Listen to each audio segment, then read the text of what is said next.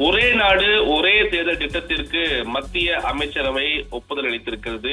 டெல்லியில் நடந்த மத்திய அமைச்சரவை கூட்டத்தில் இது மூடிய ஒப்புதல் அளிக்கப்பட்டுள்ளதாக தகவல் வெளியா இருக்கிறது. இது 2029 முதல் ஒரே தேர்தல் திட்டத்தை நடைமுறைப்படுத்த இருப்பதாகவும் தகவல் வெளியா இருக்கிறது. குறிப்பாக இந்தியாவை பொறுத்த வரைக்கும் ஒரே நாடு ஒரே தேர்தல் ஒரே ரேஷன், குறிப்பாக ஒரே மொழி உள்ளிட்டவை குறித்து தொடர்ந்து மத்தியில் பாஜக அரசு அமைந்திருந்து தொடர்ந்து இது முனைப்பு காட்டி வருவதும் இதற்கு எதிர்கட்சிகள் எதிர்ப்பு தெரிவித்துமாக கடந்த காலையில் பார்க்கப்படுகிறது.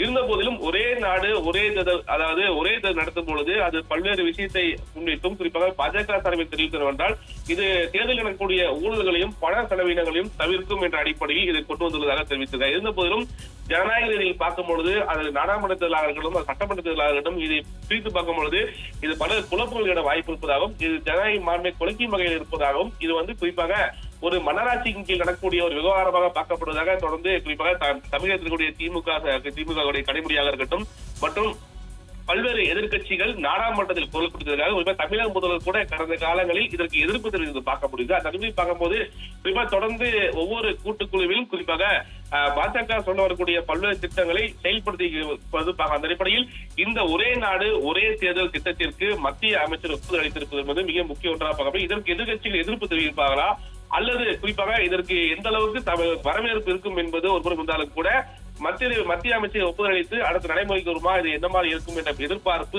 கூடியிருக்கிறது தான் சொல்ல வேண்டும்.